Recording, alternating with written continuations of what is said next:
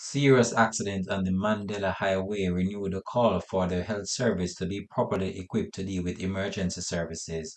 Hi again and welcome. This is Links 7 TV News Report, and we'll be right back with the details to come. Welcome to Links 7 TV News Report, providing you with the best in local and international news updates. This is a place where you can get the most reliable and informative news information.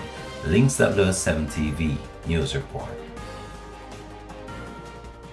Welcome back and thanks for joining us. This is Links 7 TV News Report. At least one of the passengers injured in a motor vehicle collision on the Mandela Highway in St. Catherine on Sunday evening is disgruntled after having to wait for some time for an ambulance to get to the scene of the crash.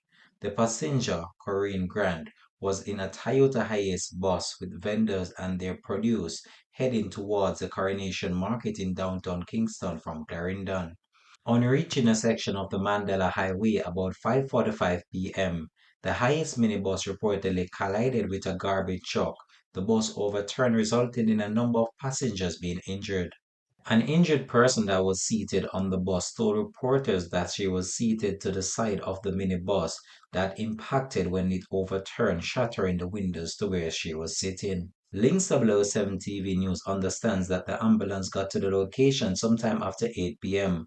More than 10 people were traveling in the Toyota Hiace bus, and while several others were injured, no fatalities were reported. This has been Links 7 TV News Report, and we'll have an updated report to come on this in a later newscast. Thanks for watching.